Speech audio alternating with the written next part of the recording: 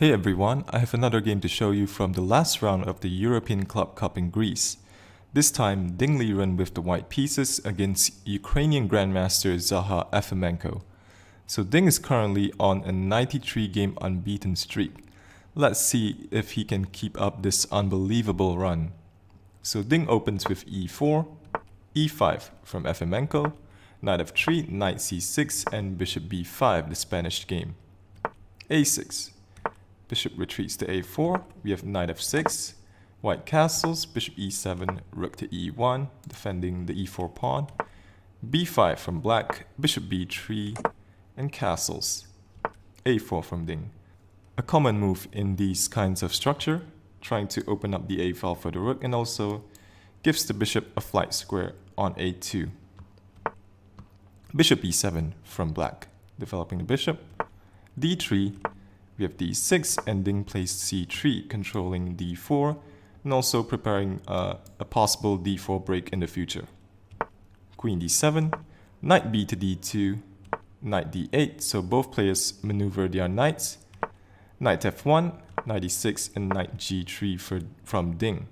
So you don't normally see knights on e6 in the Spanish for black.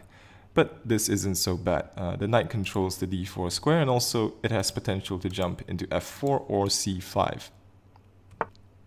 Black plays c5, gaining space, and here Ding breaks with d4. Black has to take, otherwise he loses the pawn on e5. So here Efimenko pushes d5, Ding pushes with e5, we have knight to e4. So here taking would be a bad idea because after d takes e4, this knight is attacked, and if knight d2 then queen takes, black is going to win another pawn here on e5. So white would have to play d5, but here's c4. And if the knight is taken, then queen takes e6. Black is going to regain one of these pieces and he has the two bishops. So this is good for black.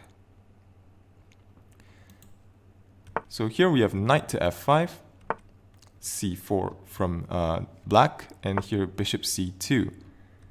Bishop b4 from Efimenko, attacking the rook. So here the computer recommends rook to f1 with an equal position, but it seems strange to move your rook back. So Ding goes rook to e3, a more aggressive move, with some ideas of rook to h3. We have rook a to d8, and here knight to g3. So Ding is hoping that black would take here. This would open up the diagonal for his bishop, with some pressure on h7. We have bishop c6, so black wants to go after this pawn on a4, and Ding allows that. He plays h4, b takes a4, and h5, so Ding tries to counter black's queenside play with his own initiative on the king side. And a5 from Efimenko. So here queen b7 is another idea, just improving the position of the queen. So here if something like h6, then simply g6. Black's king is perfectly fine. And this knight on e6 does a great job of blockading white's pawns. So here white doesn't really want to go bishop takes a4 because this only blunts his initiative on the king side. But anyway, a5 from Efimenko. We have rook to a2. Seems like a strange move, but this protects b2, freeing up the c1 bishop to move. And here g6 from black. There is actually no need for this move. You can always play g6 after white plays h6. Here, something like knight to f4, and black should be slightly better with ideas of queen coming to g4, attacking this pawn. But anyway, g6, we have knight to h2, so now Ding tries to shuffle his knights around to make room for this rook to come over to the king side. King to h8, knight to e2, knight g7, and again there is no need for this knight to move to g7 as it was already good on e6, doing a great job of blockading white's pawns. Rook to h3, and here bishop to e7. So Efimenko's last few moves have now given white the advantage. So bishop e7, because black is worried that this knight will get trapped after f3.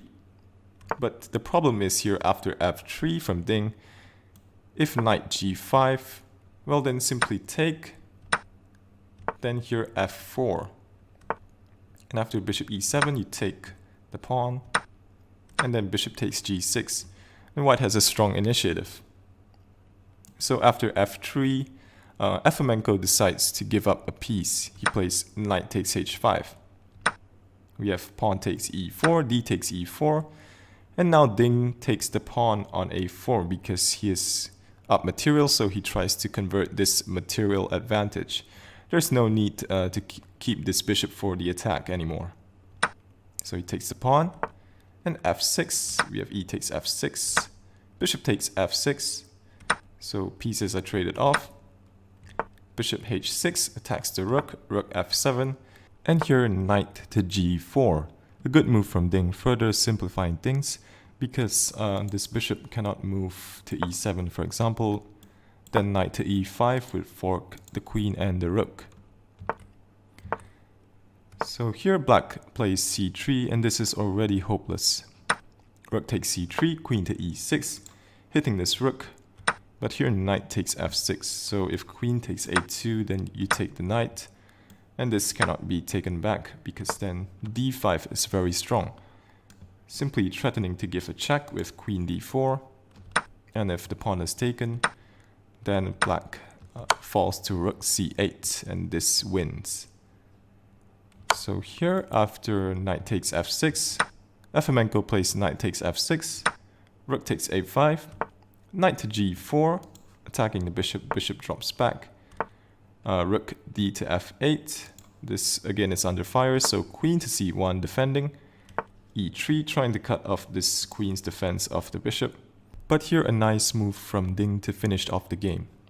Rook to c7, this forces an exchange of rooks, because if rook takes f4, then here rook to a8 check is brutal. Efimenko played queen to e4, rook takes f7 from Ding, and it was in this position that Zahar Efimenko resigned the game. If rook takes f7, simply queen c8 check, and then white picks up the knight, and white is 2 pieces up.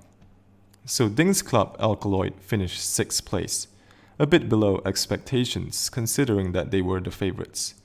However, this win means that Ding is now unbeaten for 94 games. 1 more to tie Tal's record, 2 more to beat it. I hope you enjoyed this video. Feel free to subscribe, to share the video, and to leave a like. Until then, see you in the next video.